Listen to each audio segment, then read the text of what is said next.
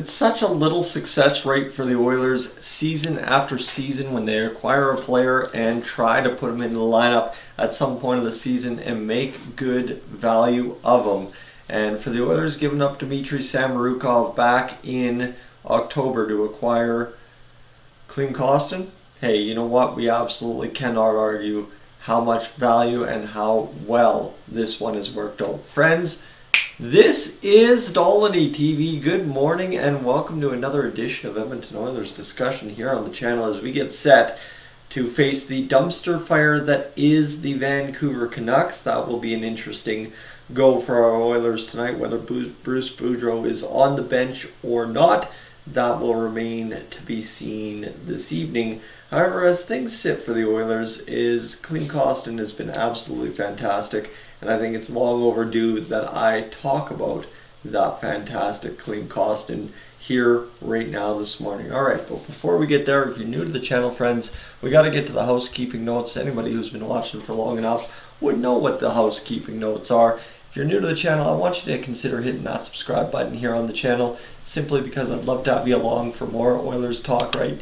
I try to cover the entire gamut, right? Everything from what's the new Heritage Classic jersey going to look like, to who's the potential trade the Oilers are looking to make, to who could the Oilers pick up on waivers if there's somebody notable on waivers, to how do the Oilers figure out goaltending. It's all there. Anyway, friends, today's topic, simply put, is how Klim Kostin has transformed the entire Edmonton Oilers roster since his debut back on November 12th. I think it's fair to say that on November 12th against the Florida Panthers, Klim Kostin was one of the most noticeable Oilers, right? Obviously, I think for a lot of us, we're watching for him, we're looking for him out there, but he was running around, he was having a physical game, he was having an impact.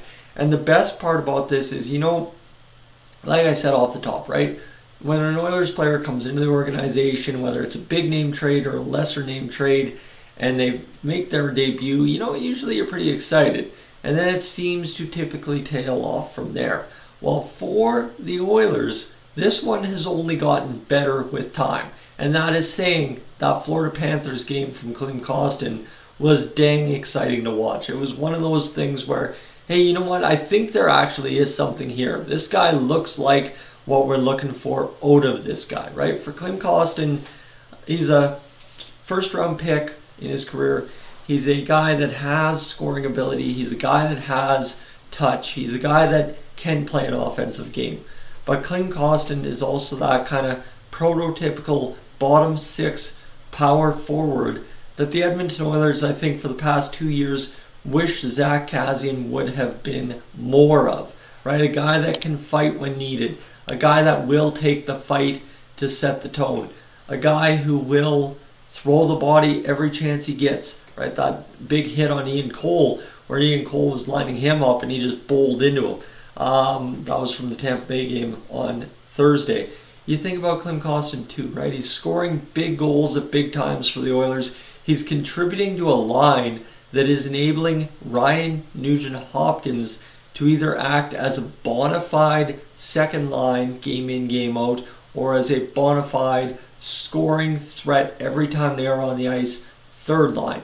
And this is just one of those things where, yeah, you know what? This actually does finally allow the Oilers to move Draisaitl and McDavid together and not suffer repercussions. Because for the better part of this 11-7 that we've been rolling, the Oilers have deployed Connor McDavid and Leon Draisaitl together for the majority of games, which is not a problem, because in fact, when the Oilers get the results, like against Anaheim and San Jose, Connor McDavid and Leon Draisaitl end up playing less than 19 minutes apiece, I believe, in both of those games.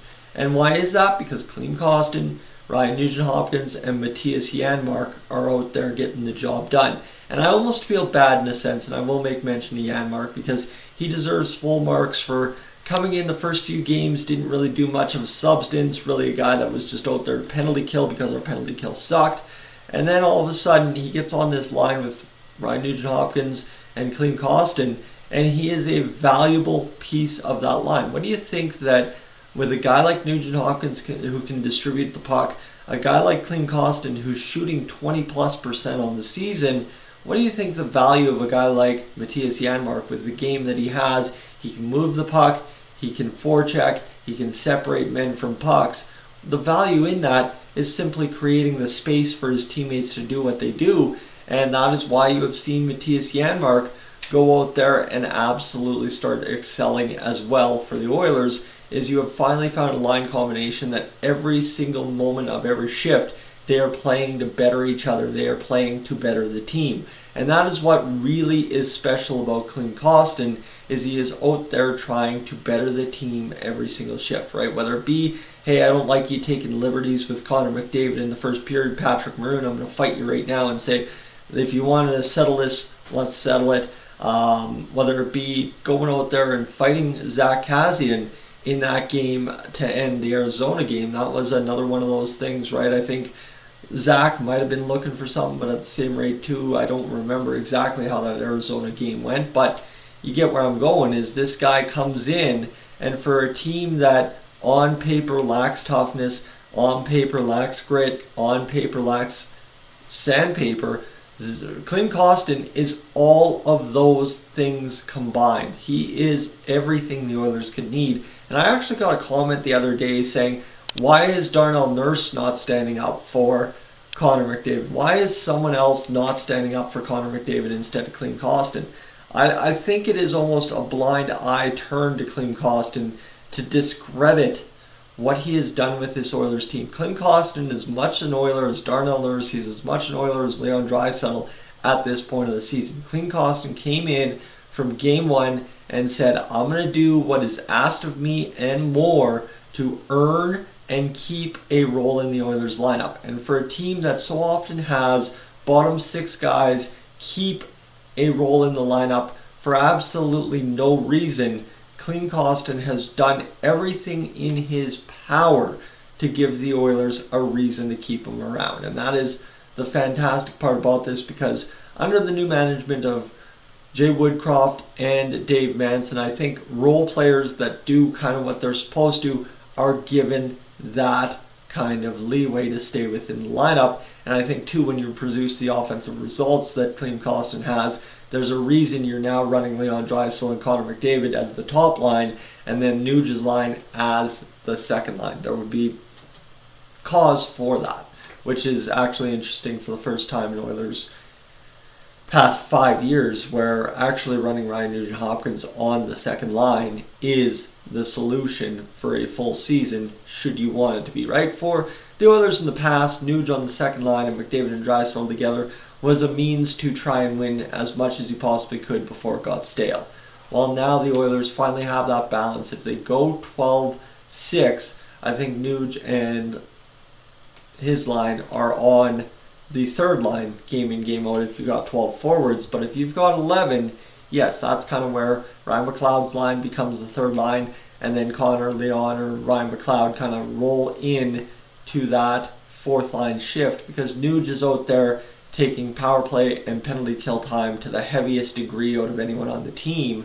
Right, power play time you can debate, but penalty kill time you cannot, because Connor's out there to either start or end. Leon's out there on the 5-on-3s and a little bit 5-on-4 once Nuge is burnt out, kind of typically. So that's where this Oilers team's at, right? Klim Kostin has changed the dynamic entirely by coming in and being a guy that is absolutely, I have not even mentioned this to this point, he is a folk hero in Edmonton. I mean, this guy has gotten so much love from the Oilers faithful, and it is fantastic to see, because obviously, right, for a guy coming in, as I said, more often than not, guys bust when they come into Edmonton, but things have turned out very well for Klim Kostin. Friends, I'm Tyson. This is Stallone TV. Thank you so much for tuning in this morning. I am up on out of here.